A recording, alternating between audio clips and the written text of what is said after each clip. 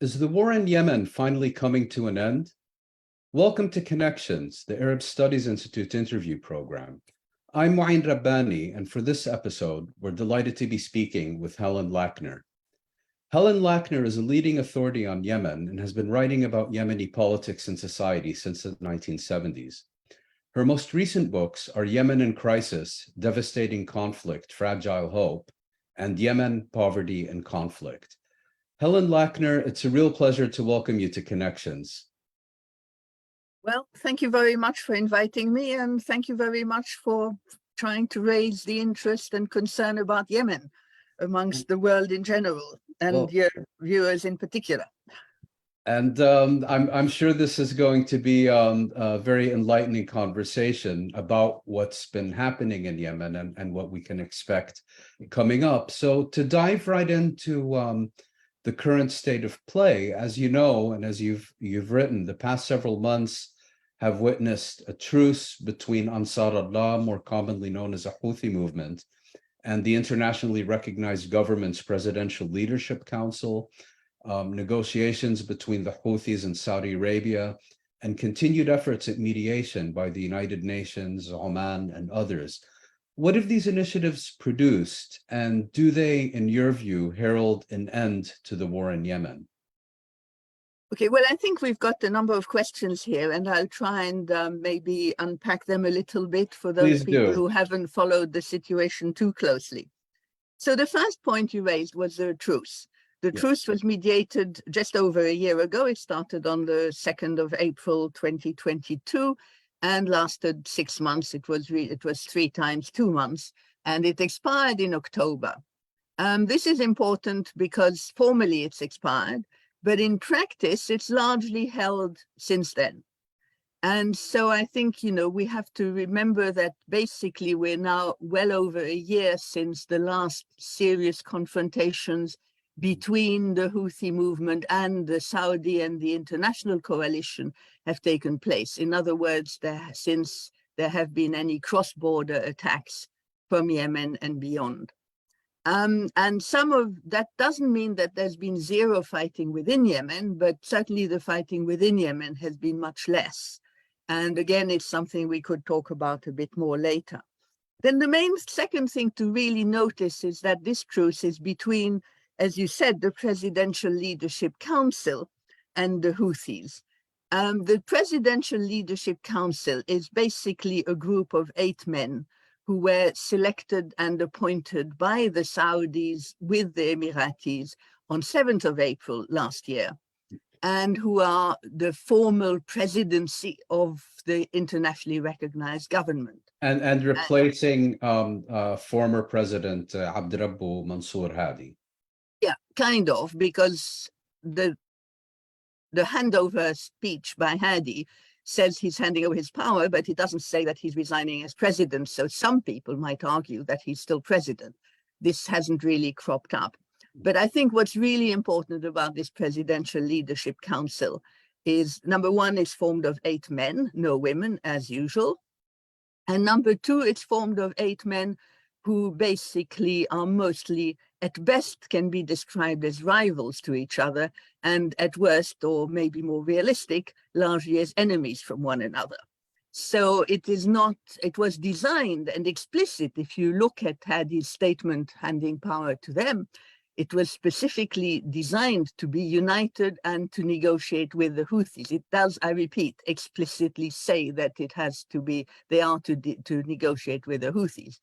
In practice, they've spent most of the last 13 months now far more busy being rival to each other, and even on certain moments fighting each other, rather than doing anything in relation to the Houthis. So I think these are important background facts that people who may not have watched the situation too closely might need to be aware of. So I'd like to now come to your second part of your question, which is the negotiations between the Houthis and Saudi Arabia. So again, this is something that's gone on quietly for quite some time, but it has become explicit, loud, and public for now since about last November. And it's now, we've had some very serious negotiations between the Houthis and the Saudis, which have largely really excluded the internationally recognized government or its PLC, or indeed the UN mediation mechanism. And this is extremely important because if there is an agreement between the Saudis and the Houthis, and maybe that's something, the if bit we should talk about a bit later, but if there is such an agreement, it is not an agreement that will, that has implied or that has implicated or involved effectively the internationally recognized government or indeed the UN system.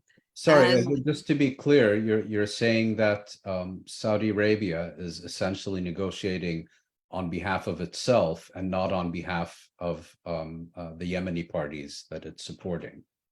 Well, in practice, that's what you're saying is correct. In theory, they're claiming that they're negotiating on behalf of the internationally recognized government.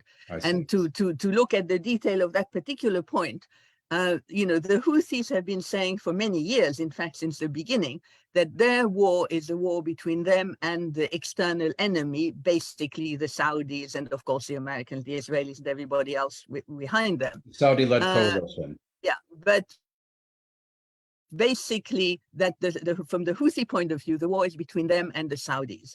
Yeah. And the Saudis, of course, are saying that's the war between the Houthis and the internationally recognized government.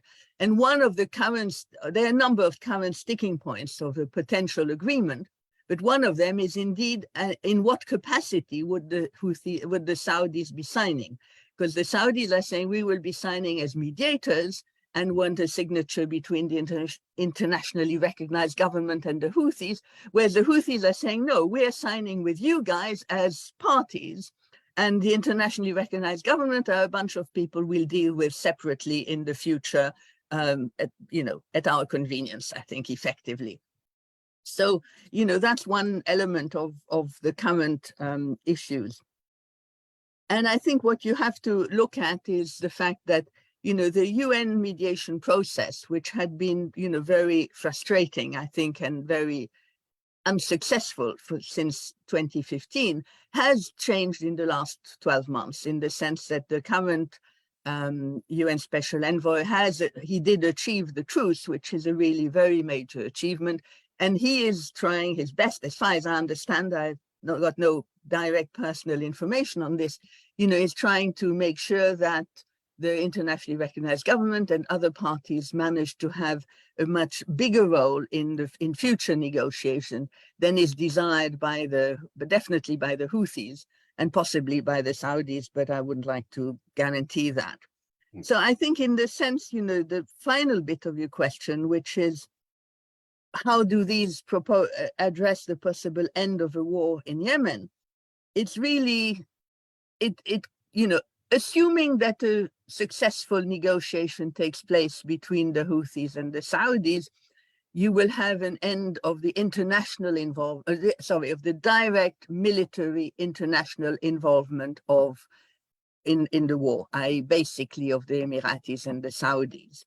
You will not have an end of the war because the conflict, the fundamental conflict that was there in 2014, 2015 is between the Houthis and others in Yemen. Right. And that will not be solved. It does not mean that we will have the civil war that would have happened without external intervention because, 8 full years have passed, so things would be different. But, and nor does it mean that the Saudis and the Emiratis will be completely uninvolved. They will certainly be very surprised if they didn't continue underhand to support, the different factions that are more or less involved, their clients to some extent. But it would mean that the explicit military direct involvement would no longer be present. I think that's relatively brief, but complicated. No, Sorry, I'm trying to be clear, but it's difficult. Well, that's not only very clear, but also very coherent. So thank you for that. But before turning to the relationship between the external and internal conflict, if you will, as you know, a number of analysts and observers have also sought to draw a direct link between the recent Saudi-Iranian reconciliation or normalization agreement and the extended truce in Yemen. You've been rather dismissive of this, however, in your writings. How do you see Saudi-Iranian relations as a factor in developments in Yemen? Yeah, I think Saudi-Iranian relations are one thing, and the Houthi-Saudi relationship are another. I think there must be some people in Saudi who may think that the Iranians can give orders to the Houthis. This is not the case. The Houthis will do what Iranians want if both the Houthis and the Iranians want the same thing. If they want different things, the Houthis will do what the Houthis want, regardless of what the Iranians might or might not tell them. Ending the Iranian support for the Houthis would probably diminish their military capacity, particularly with respect to super sophisticated, fancy weaponry, the details of which I neither know nor understand. But it would not prevent the Houthis from continuing the war if they wish to continue the war. It might be able to prevent them from lobbing missiles as far as Riyadh, but it wouldn't stop them lobbing missiles across the border. Mm-hmm. So, there are two different processes going on, and the relationship, I think, is very limited. Let's put it this way, both of these can be solved or not solved, regardless of what happens with the other. Yeah, so it's in no way dependent on relations between Riyadh and Tehran. Yeah. But another issue that you've raised also in the preface to the updated book that you just published is the divergence between the Saudi and Emirati agendas regarding Yemen. And I was curious to what degree you see that as a factor in producing the current reality in the country. I think what's very interesting about the Saudi-Emirati divergences is that, when they first started, at least as far as I could notice, they were really focused on Yemen. Mm-hmm. And you really had a situation where the Emiratis were particularly supportive of southern separatists, mm-hmm. and the Saudis were supportive of something that would retain Yemen as a united state. Mm-hmm. I think that situation has changed in two respects. One is the Emiratis now have a broader range of people they support, and they include people who are not separatists. So their concern is no longer primarily with supporting the separatists, if it ever was. And two, the divergences with the Saudis are much broader than they were in 2016-17. We now see divergences between the Saudis and the Emiratis, for example, with respect to the headquarters of major companies, with the Saudis demanding that they should move to Riyadh and no longer be in Dubai. You have the competition. You have NEOM and Troyena and all these other fancy, imaginary, extraordinary projects of the Saudis, which are clearly trying to be better and bigger and more impressive than the ones, than the Burj Khalifa or other things that we have in the Emirates, or, the Guggenheim Museum or whatever. So, there's a whole range of divergences, which I think, relate to the relationship between Mohammed bin Salman and Mohammed bin Zayed, and their administrations. And this is clearly changing over time. Whereas with respect to Yemen at the moment, it seems to me that the Saudis and the Emiratis are more on the same page than they were a couple of years ago, in the sense that both want an end to the military involvement in Yemen. I don't think either, wants to be totally excluded. They want to continue having considerable influence in Yemen.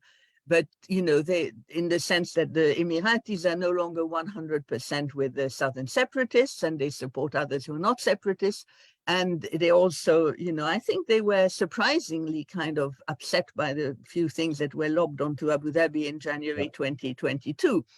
And so they really want an end to this. And in that sense, they both agree.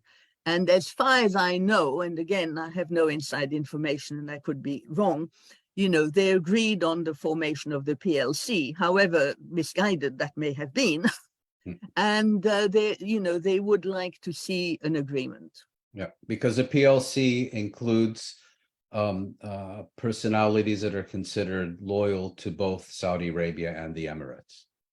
Yeah, that's one element. And the other element is that they include separatists and anti-separatists and Islahis, whom obviously the Emiratis detest, and, you know, other groups. So basically, you know, I mean, the PLC's problems are another story. Yes, yeah.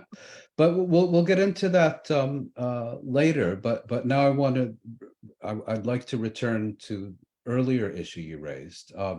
And again, also in your writings, you have made a clear distinction between the war being waged on Yemen by the Saudi-led coalition on the one hand, and the civil war within Yemen between Yemeni parties on the other. So my two-part question is, the first, which you've already partially answered, is what impact a cessation of the Saudi-led war on Yemen will have upon the civil war within the country?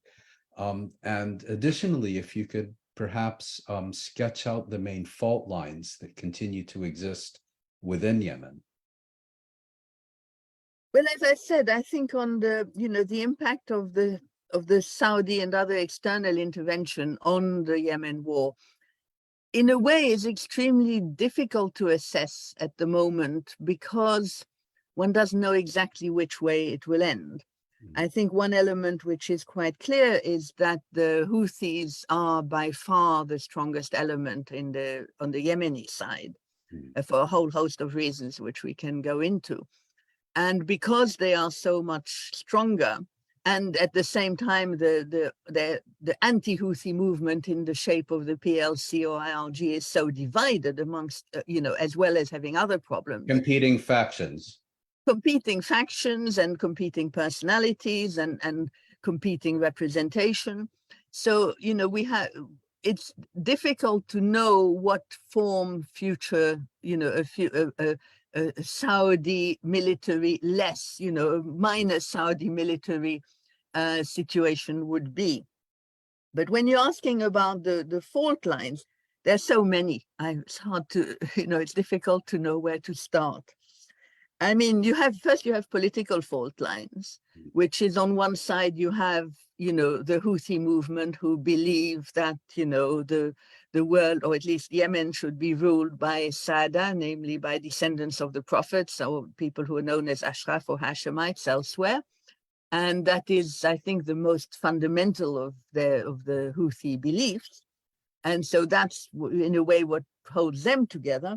And you have on the other side, you do have political parties. You have the General People's Congress, which itself is divided between different people based in different places and people with different opinions. You have the Islah Party, which is a kind of an Islamist party. And you have some of the smaller famous past or previously famous parties like the Yemeni Socialist Party or the Ba'athists or the Nasserists, who, you know, whose significance is much less now than it used to be, particularly for the last two. I think the socialists still have a bigger presence than the other two. You know, then you have a social fragmentation in the sense that you have, you know, the tribal element in Yemen, which is basically 70% or so of the Yemeni population. And some of them are working within the Houthi framework at the moment, and others are not. So, you know, but that's another, and again, some of them, you know, you have two major tribal confederations, or maybe three if you want to include the Awalik, and you have, you know, smaller tribes that don't have, you know, tribes that don't have a federation. You also have, you know, an emerging modern social structure, which is more of a class-based social structure, you know, which has basically business people and capitalists and wealthier people. And you have a very large, small-scale peasantry and small-scale, you know, bureaucracy and other, you know, elements of intellectuals and non-intellectuals who are basically what nowadays one would call a lower middle class. And a lot of these things overlap, of course. You know, you can be a tribesman who's also a teacher, or who's also a military man, or who's also a farmer. So, and you may be a tribesman who's a farmer with a large land holding in Yemeni standards of, say, 10 hectares, or you may be a tribesman which has a tiny holding of 0.3 hectares. So you have a whole range of fragmentations. And then you have, of course, the old story of the former PDR, Y and YR, but maybe you want to come to that later rather than Yes, me. but just perhaps for the moment, whether there's a clear overlap or not between the tribal factor that you mentioned and regionalism within Yemen, or should we see these as two fundamentally distinct phenomena? Well, I'm not sure. Do you mean by regionalism the proposed regions that came from the 20? Well, whether tribal identities correspond to defined geographical areas within Yemen and let's say regional agendas, or whether these are really two separate dynamics. I'd say they're fairly separate. It would be difficult to do a map. I mean, I was thinking, if you're talking about a future federation, I was thinking one of the fundamental bases on which a functioning and good federation would be to operate, for example, on access to water and natural resources. Yes. And water basins.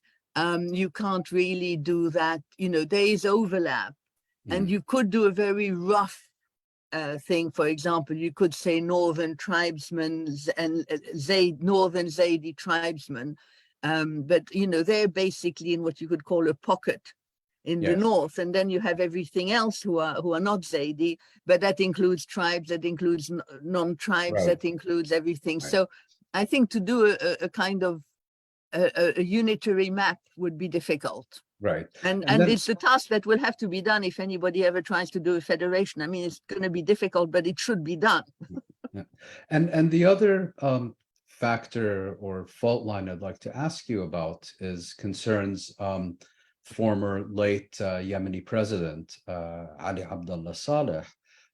You've pointed out in your book Yemen in Crisis that when the Houthis seized power in Sana'a in 2014, 2015, it was really on the strength of an alliance they had formed with Ali Abdullah Saleh, and that this alliance lasted until 2017, when Saleh attempted to switch sides and paid for it with his life. But also, I mean, he dominated first the Yemeni Arab Republic and subsequently the Republic of Yemen for almost 3 decades. And I presume he still has significant adherents, his sons perhaps, others in the military establishment, or in what you term the kleptocracy. How do his former followers fit into these fault lines that you've described, or are they all over the place? Yeah, I think, Ali Abdullah Saleh is actually a very interesting character. And I think it's unfortunate that no one has decided to do a serious analysis of him and his history. It is, many people are now so busy being against what he was and what he did to take time to really study his experience. I mean, he, as you said, he came to power in 1978 in the Yemen Arab Republic. And just since we have a bit of time, as an anecdote, at the time when he came to power, and when I first went to Sana'a in 1980, nobody thought this guy was going to last a month, let alone a year. And we all woke up every morning thinking, there's going to be a coup and he'll be gone. Right. And he lasted 33 years. He was a very, very crafty politician. And, he did, I mean, I have no idea, I've never met him. But I would say that he would probably say that his main achievement was the establishment of Yemeni unity.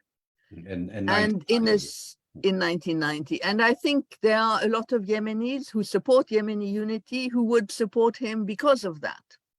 And who also think that that was a very important achievement. Whether it would have happened otherwise is another big question, which one could speculate about with considerable interest. The other thing he did, if you look at Yemen, in his early years, and the Yemen Arab Republic in his early years, it was very divided and very, I'm not sure I could say chaotic. I mean, the rumor, this general story was that the central government controls Sana'a, Taiz, and Hodeidah and the roads that link them, and nothing else. Right. And he established a powerful centralized state. He established a powerful centralized state that operated throughout what was then the Yemen Arab Republic.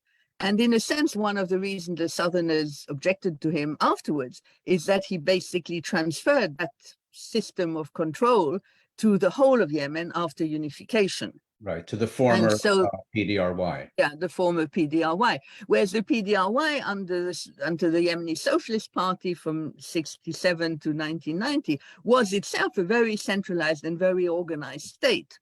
And, I mean, it was, you didn't have the kind of disorder that you had in the YAR. You had a centralized state where institutions functioned and people operated according to the rules and all that kind of thing, which was not the case in the then YAR. And what happened after unification, and I think one reason you got a lot of dissent in the South later on, is that there was, that basically the ruling system of the YAR was more or less imposed on what had been the PDRY, and that frustrated many people. And in describing this, you've shown how he basically established a vast patronage network through which he was able to control the country, its politics, and resources. Does that patronage network still exist as a autonomous factor in Yemeni politics, or has it kind of fragmented and disintegrated since his assassination in 2017?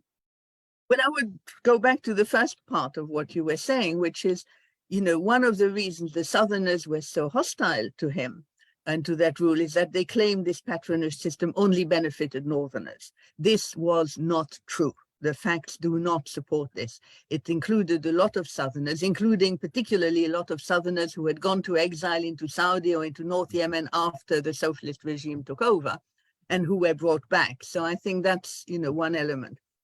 I think the extent to which the system continued after, I'd say it continued pretty much with minor changes until the war started, in the sense that the beneficiaries of the patronage system did not change significantly until 2015. After 2015, they did change, but you could say that the beneficiaries and the identity of beneficiaries has changed, but the principle and the system has remained in action.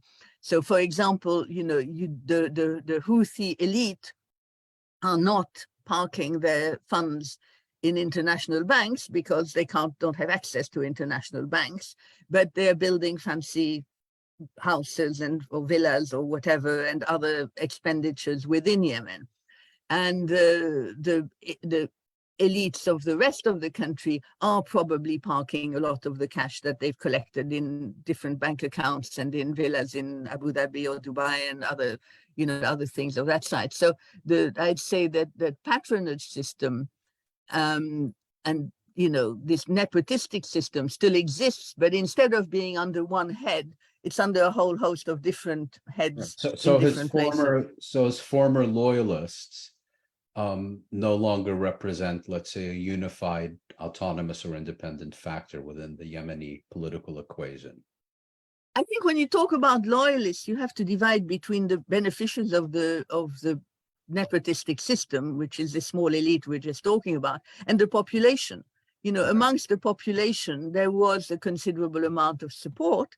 Right. And I think it has, partly from people who were happy about Yemeni unity, partly from people whose village got certain facilities after Ali Abdullah Saleh came on a visit and handed out, a few packets of cash, or instructed somebody to produce a water project or an electricity project from that place.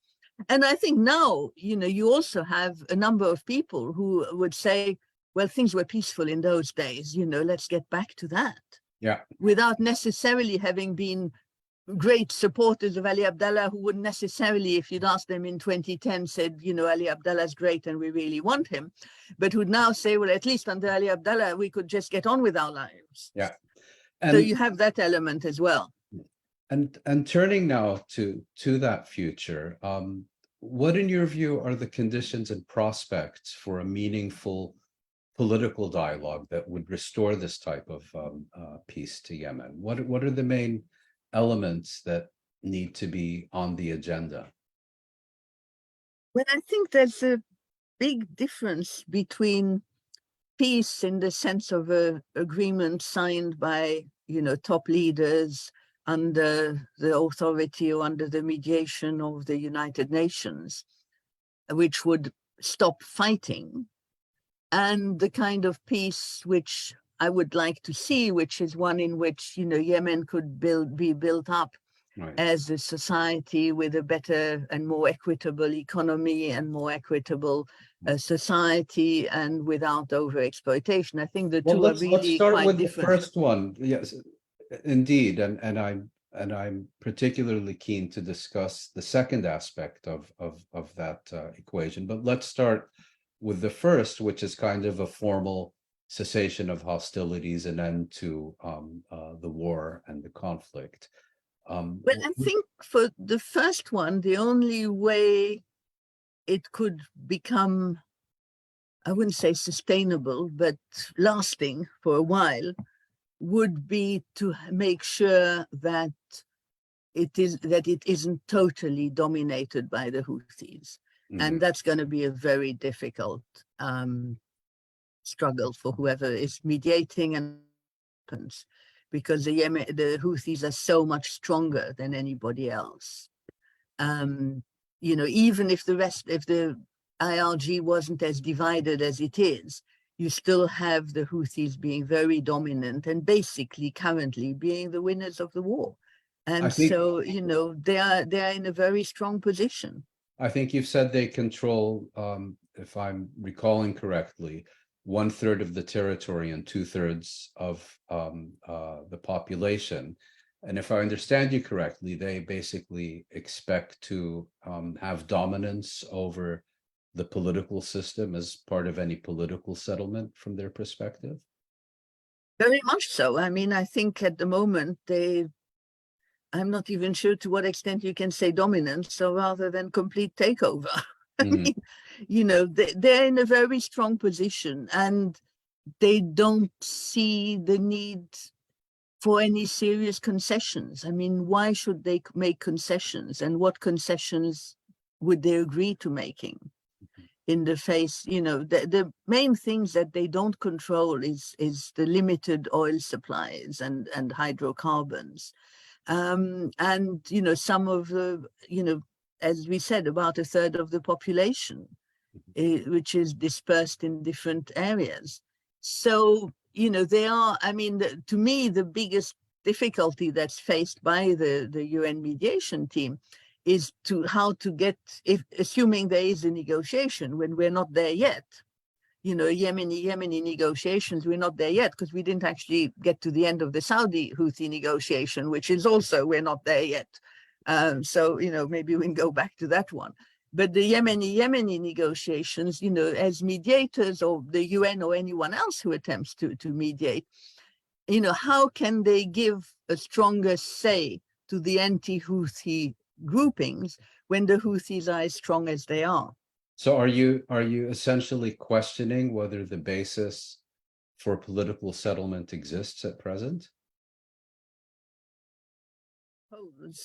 If you put it that way, I suppose. No, I'm not questioning the possibility for a political settlement. What I'm questioning is the possibility of an equitable, reasonable, and good political settlement. I think that I'm definitely questioning. I'm not too sure about whether I'm questioning any political settlement. Well, but if I understand you correctly, on the one hand, you're saying the Houthis, being the most powerful force within Yemen, see no need to make any concessions. And presumably for their adversaries, the absence of meaningful concessions kind of obviates the need for a settlement, no? Well, the other Yemeni side, i.e. the internationally recognized government in whatever form it is basically under very considerable influence, not to say more, from the Saudis and the Emiratis. So to what extent, I'm sure that if you ask them, they would say we uphold Resolution 2216 of 2015. Yeah. UN Security Council Resolution 2216 of 2015 says explicitly that the Houthis should withdraw from all areas they've taken. Sounds like a lifetime ago. Defeated. It's not about to happen. Yeah. But that's still, they still say that, they still talk about, going back to these particular, conditions. But, realistically, if, for example, a Houthi Saudi deal happens, and which again, some weeks one thinks it's about to happen and other weeks one thinks it's not going to happen. If the Saudis say to them, sign on the dotted line, they have very little option but to sign on the dotted line. And then there are also a number of practical issues that would need to be resolved for a political settlement. I mean, one issue which you've gone into in considerable detail concerns the Yemeni central bank, competing currencies in the area under Houthi domination and the area under the domination of the internationally recognized government, and the whole issue of public sector salaries and how these are supposed to be paid. Could I ask you to explain that, to give us a sense of the practical issues, which are very much also related to the broader political issues at stake here? Yeah, well, the central bank and the currency are very closely connected. Mm-hmm. In 2016, the internationally recognized government decided to transfer the headquarters of the central bank from Sana'a to Aden, which they did, except that the central bank in Sana'a continued to exist and continues to control various technical things that central banks have. I'm not an expert on central banks. And the central bank in Aden moved and had no expert staff and, very little authority, and, was basically, but it had the SWIFT code and a few other things that central banks get if they're internationally recognized. So you basically since then have had two central banks, which have maybe some kind of connection with each other once in a while. Now, when that happened, the central bank in Yemen historically is this mechanism through which civil or government staff are paid. I'm saying government as opposed to civil because that includes military and security people. So having this division and having gone to Aden without the money, the central bank in Aden didn't have the money to pay the government staff. So their strategy to address this problem was to print money. Essentially a new currency. In Russia. No, it's the same currency and it's called rials, but what they did is they made the notes slightly different, so that you can tell from, you don't have to be sophisticated. It's very easy to tell one set of notes from the other set of notes. And so as a result, gradually, the exchange rate changed enormously, because what happened is that the Houthis, in response to this and to avoid inflation going completely, beyond acceptable levels or beyond some level, they made it illegal to use Aden print or, IRG rials in Houthi-controlled areas. So in Houthi-controlled areas, you have old Yemeni rial notes, and currently valued at about 550 rials to the US dollar. Whereas in the IRG area, you have the new notes, which are in physically better condition than the old one, which by now are in pretty pathetic state. But there's far more of them, and their value is now about 1,200 rials to the dollar. So in other words, half the price, half the value. Yes. And so, and you have very complicated things going on when you're trying to send money from one side to the other. And I can't go into that because I'm not sure I understand it. So basically, that's the element of the rials and the bank. And, there have been efforts by the UN and others, and there have been odd meetings in Amman over the last few years. I can't give you the exact dates off the top of my head, of the different branches of the central bank trying to negotiate an agreement. But ultimately, it's not a matter of the central banks, it's a matter of the politicians. Yeah. So, the bureaucrats of the bank may agree whatever they like, but if the politicians don't want it, it won't happen. Now, the salaries, as I explained earlier, most state salaries are paid via the central bank, originally through whatever funds the central bank had. Now, what the big debate now is that the Houthis are saying, and that's another one of the sticking points between them and the Saudis, the Houthis are saying all salaries to all government staff, including their own military and security people, must be paid either from revenues from oil, which we can go into briefly in a minute, or from compensation funds from the Saudis. Now, basically, when that condition was refused in October, that was their excuse for not renewing the truce in October. But because the IRG did not comply, the next thing the Houthis did is they stopped oil exports by the very simple mechanism of lobbing a few drones or missiles or something or other on ports where there were ships waiting to load the oil. So as a result, the IRG revenue has gone from down to rock bottom or below. And you have a situation where, they're now, now, as far as I know, what little salaries are paid in the IRG areas, and particularly to military and security personnel, are paid primarily by the Saudis and maybe still not, I'm not quite sure, to some extent by the Emiratis, because the revenues of the IRG are extremely limited to some of customs duties of stuff that's coming through Aden port or through the land port from Saudi Arabia in Wadi'a.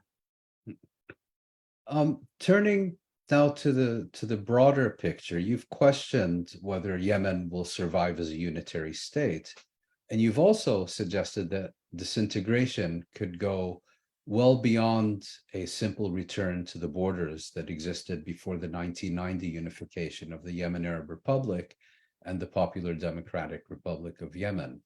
What are the main centrifugal forces, and how do you think they may play out? Yeah, I think that's an important issue.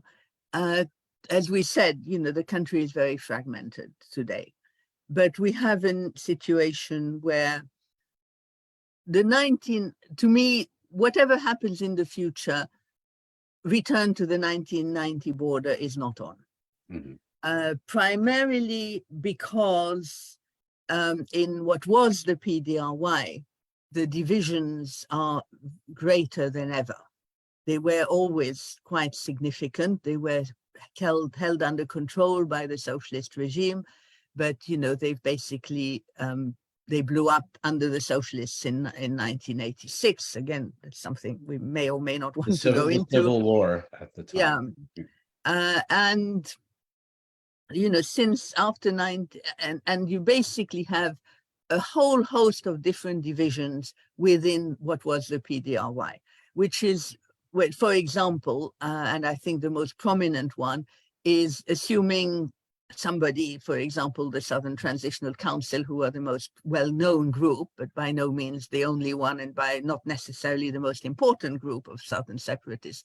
If they declared the old border re-established tomorrow, the Hadramis, who are the wealthier area, but doesn't have such a big population, but they're a long way away, would immediately refuse to participate, and they would definitely reject this.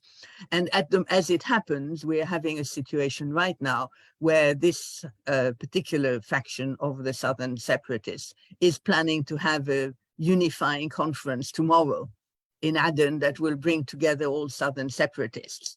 And the indications are, the Hadramis have already rejected it and refused to participate. A whole host of other Southern separatists have refused to participate, let alone the Southern non-separatists, who obviously wouldn't be participating anyway. So this particular event doesn't look like is not a promising, it's not likely to be a great success. Yeah, that's Aidarus al-Zubaydi, who most likely will be speaking to his own people and not many others. You're basically saying that not only, you're basically saying that the Southern separatists themselves are a fragmented rather than unified force.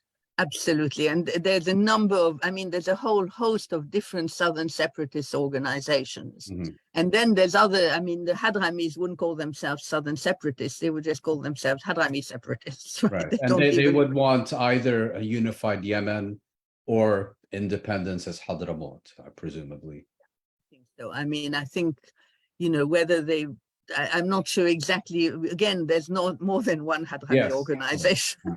But I think generally they would certainly prefer United Yemen than being united with Aidarus and his people. Right.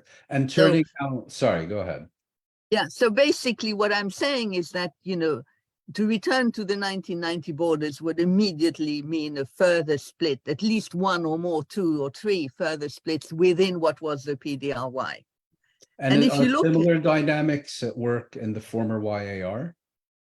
So yeah, yes and no. I mean, again, in the former YR, you could say you have this sort of northern pocket of Zaydis, which is basically the northern highlands that goes down from the Saudi border, the whole mountainous areas down to about Yarim. And then you have the other areas. There's quite a lot of, I mean, the northern area was united, you know, from 62 or even before, from the Imamate onwards. Whereas if you look in the 19th or 18th centuries, you'd had different states in Yemen which covered different bits of north and south and whatever. So I think, you know, particularly with the current political strength of the Houthis in particular, you would have more of a division within the YAR, ex-YAR, that would be difficult to unite into a single unit. And I think Ta'az especially would be difficult to unite within that framework, if I understood you correctly. Ta'az has everybody. It has the Islamists, it has the Al-Qaeda, it has some Houthis, it has, you know, every faction that you want. And that's one reason why, you know, Ta'az has been at war internally throughout the period. So, you know, Ta'az is, but I mean, if you look at it culturally, you could say, and I think in terms of what the federal state that was proposed in 2015, you know, you have something, you could say Ta'az and Ib are fairly similar in terms of agroecological zones, in terms of culture and things like that, but they're no different from, for example, the northern parts of Abyan or Lahij. So, you know, you do have different areas and different elements. So you don't see, and the sort of separatist types or the autonomous types in the north, I'd say, I mean, I haven't come across anybody who wants to be separate, want a separate state in the way Aidarus does. Right. But you could say the Tihamis would like to have more autonomy as Tihama. And in that sense, you know, a future federal approach is quite a reasonable one, but it has to be very different from the 6 regions that were proposed in 2015. Right. The final topic of this very rich discussion is, of course, the main factor in Yemen, which is Yemen's people and society. Perhaps to start this off, you have criticized the United Nations predictions of famine in Yemen as being both exaggerated and alarmist. Yet at the same time, you've also pointed to the naval blockade, to neoliberal policies, and to environmental degradations in its various forms as threats to Yemen's population and indeed the country's very survival. What do you see as the fundamental issues that need to be addressed to ensure that Yemen can overcome the legacy of autocracy and war? You mentioned earlier that, you know, having the guns fall silent is important, but what's even more important is having a peace that provides meaningful lives and existence to Yemen's people. Yeah, I think to start with the famine issue, I mean, you know, Yemen is in a very deep humanitarian crisis. Millions of Yemenis are hungry. Hundreds of thousands have died, particularly children, because of the blockade, because of the lack of medical attention, because of the lack of food. So when I'm saying there is no famine, I'm not saying that there isn't a crisis. What I'm saying is that there's nothing that fits the technical definition of a famine, which I think is impossible to fit in Yemen because you don't have the statistical data, the base statistical data, let alone the updated statistical data to declare to do what the UN does, which is declare a famine. And and in the sense, as I said, being alarmist, I think is in a sense eventually, instead of assisting what it's planning to assist, which is fundraising for assistance, it tends to blunt people. And so that's why I don't, I'm not happy about using that terminology. But I mean, the fact that there is a major economic and day-to-day survival crisis for Yemenis is absolutely unarguable, and I think one has to recognize this, and I wouldn't like anybody to misunderstand. And you've made that distinction, I think, very clearly in your writings. So I think that's really important. And as you mentioned, the blockade, which apparently is currently ended, and that's one of the concessions the Saudis have already made, has played a bigger role in killing Yemenis and making Yemenis sick than the actual fighting in the last few years. This is especially the blockade of Bodeda. Absolutely. So that's really, really important. And I think, that's one element of the situation. I think when we're talking about, the issues that need to be addressed to bring about a new, happier Yemen, I think to some extent, one is going a bit into dreamland, but there are certain things that Yemen does have an economic potential. Okay, there are many things that can be done in Yemen which will develop its economy, which could be done in an equitable or in a relatively equitable, or at least not a totally nepotistic manner. And one of the I'd say two of the major elements. One is agriculture and fisheries, which could be run differently, and I'll go into that in a minute. The other one is tourism. There could be fantastic tourism, but I'm not talking about the kind of tourism that is likely to happen or that the Saudis or the Emiratis would like. I'm talking about cultural tourism, about hiking, and these are things that are very effective at the local level because they help people in local communities. I'm not talking about 7-star hotels of 500 rooms. But in terms of a long-term survival of Yemen, long-term success in Yemen, the number one issue which people are ignoring and which is really the most important issue, I would say, even more than the war, is water. The Yemeni water crisis is extremely important. And if it's not solved, we already have villages that have been abandoned because there is no water. Once people have moved from their villages to the cities, they cause additional pressure on life in the cities and social tensions, and eventually they will cross the border. And I don't think many Yemenis are going to cross the Red Sea and join the Ethiopians who are now coming to Yemen. They're more likely to be crossing the Saudi border, whether the Saudis build their new fence or not, or, Oman and Emirates. So, I think it's in the interest of the Saudis, if any Saudis happen to be listening to us, to actually help, have a more sustainable Yemen situation. Yemen, like most countries, uses most of its water in agriculture. And you've written that Yemen is effectively exporting its water. Yeah. So basically, if you want Yemen to be sustainable and want the people to be able to stay in Yemen, what you need to do is transfer a reasonably small amount of the water that's used to domestic use, and then to livestock use, and then to industrial use. Because again, even if you had the kind of agricultural policies I'm talking about, and sorry, as a bracket, let's remember that again, almost 70% of Yemen's population still live in rural areas. So we are talking about the majority of the population. What you need is to develop rain-fed agriculture. You need to control irrigation. You need to stop irrigation in some places because water has to be transferred to the cities and to the populations. And you need to have rural economic policies, which are based, as I said, rain-fed agriculture, supplementary or spate irrigation, and micro and small enterprise and off-farm activities.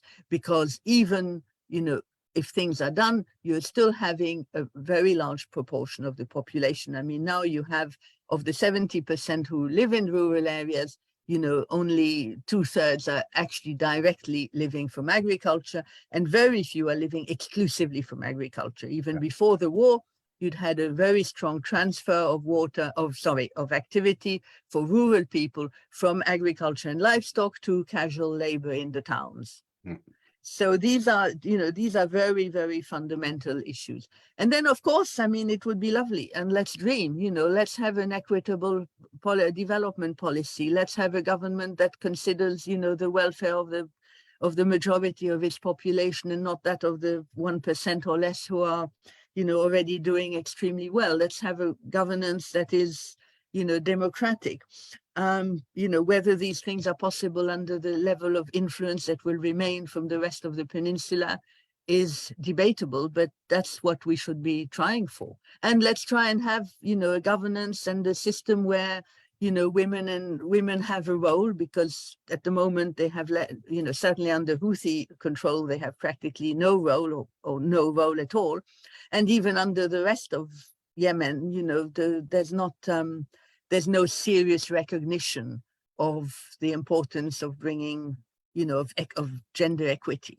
But you've also written extensively about the role of the international financial institutions and the neoliberal policies they've promoted or even imposed on Yemen, and how that has in certain respects set the stage for the catastrophe that we're currently seeing. Do you see that there is a possibility to basically successfully confront these neoliberal policies, especially with Yemen being in such a weakened state? I like to hope so, but I think, given, apparently not so long ago, like the last couple of weeks, the Saudis have commissioned McKinsey to provide a model, a development plan for Yemen. Well, so that's not very, yeah, quite. So, it's not, I mean, to have a changed policy, you would need to really have an autonomous, independent Yemeni government in a position to challenge the external influence, which I think will be difficult. I mean, to me, one of the disappointments of 2011 is that, the revolutionary movement then did not challenge the economic policies that were they weren't totally imposed from the outside. I mean, Ali Abdullah Saleh and the World Bank and the IMF basically agreed. They wanted the same thing. So, I mean, without going into details, I see that we're doing fine on time. So, you have, I mean, to me, if you're going to have a successful Yemen where the majority of its population can live reasonably and can work and can earn a living, etc., you would need to have a very, very different economic and social policies. Yeah. Whether this is going to be possible in the Arabian Peninsula, when they are financially expectation and demanding finance from the GCC states, and where the international community in the broad sense, I mean, let's talk about Britain, the US and others, who also basically say, yeah, let's do this, but we don't want to pay for it. Let's get the Gulfies to pay. And it's under the management of the international financial institutions. I mean, the international financial institutions are changing a little bit, but are they going to change enough to do that? I think you did mention both the US and the UK, and there's obviously also the enormously destructive role they've played in this conflict in Yemen. But I thought that was worth mentioning before wrapping up. And Helen Lackner, I just wanted to thank you enormously for sharing your expertise and numerous insights with Connections. It's been a fascinating conversation. Thank you very much. Well, thank you. Thanks again for inviting me, and hopefully those who are watching and listening will also get something out of this, and maybe help do something to help the Yemenis. Thank you.